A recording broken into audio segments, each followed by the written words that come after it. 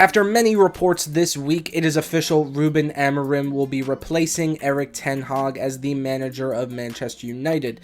Now, if you follow football from a global level, you're probably familiar with Amorim, but it wouldn't be that surprising if you aren't familiar with him. Now, the big reason I'm familiar with Amorim in the first place is following Jurgen Klopp's announcement that he would be leaving Liverpool last season.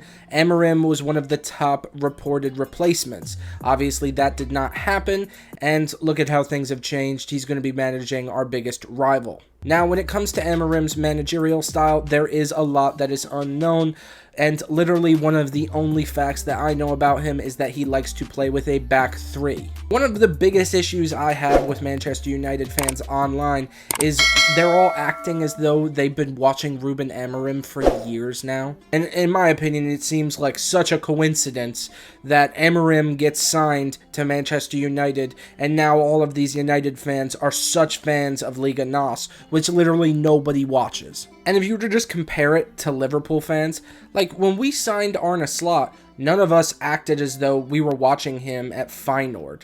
Okay, yeah, I understand that Amorim is a little bit more of a well-known manager than Slot. He was very highly touted. Liverpool were reportedly interested in him. I heard Manchester City reports once Pep leaves. But let's be real, nobody really knows how this guy's going to pan out. Nevertheless, I think it's pointless to even evaluate the potential style Amorim has and how he performed at Sporting. It's not uncommon for managers to have a particular method of their style of play, and then once they go to a new team, they kind of shift.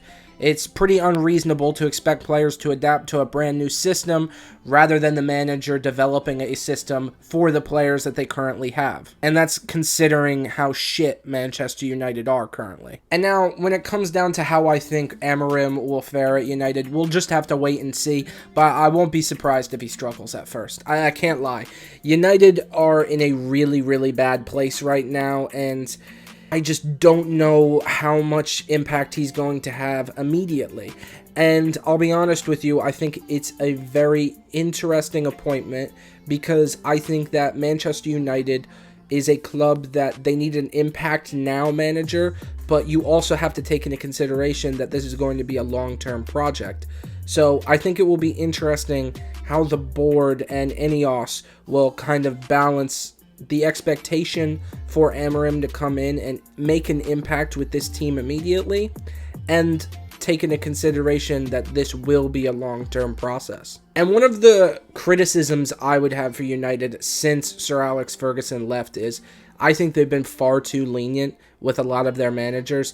The most recent one is Erik ten Hag, in my opinion. I honestly and truthfully think that United could have sacked him a very long time ago. Like, if there's one thing you can't criticize United for, they gave the guy a bunch of chances to keep his job. I think it just got to the point that it was just far too gone, and I wouldn't be surprised if they had Amorim already lined up. Truthfully, I really anticipated them keeping Ruud van Nistelrooy as the interim manager for a longer period of time, but I also wonder if they feel as though that would just be throwing Van Nistelrooy to the wolves. I mean, this United team needs a lot of work, and let's just call it as it is. Van Nistelrooy has not had the first team managerial experience to just inherit this United team. Yeah, I don't think United should just operate in a manner to where they just give Van Nistelrooy this team just because he was a fantastic player for United. Honestly, when it comes to Amorim, I have zero expectations for him. I could see this going catastrophically wrong for Manchester United, but I could also see him being a good manager and potentially turning things around at United. I just question if United will operate in the same manner that they have with previous managers. You know, Erik ten Hag had a lot of leniency, as did Ole Gunnar Solskjaer.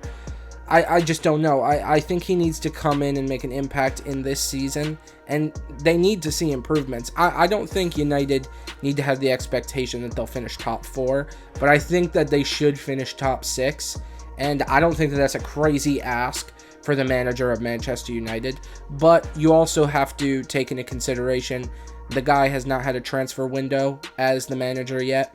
He'll have the winter transfer window where he could potentially make some moves that he wants, but let's be real, the summer transfer window is where a lot of big money transfers happen, so I think they need to give him time, but I also think that they need to be critical of the performances that he puts in as manager. Will he be good? I have no clue. We'll just have to wait and see. If you enjoyed this video, please make sure to like, comment, subscribe, and click that little notification bell so you know every time I make a new video. Also, follow me on Twitter. I'll put my description down below in the description. I appreciate you guys for all of the support you give me, and I will see you on the next one. Peace.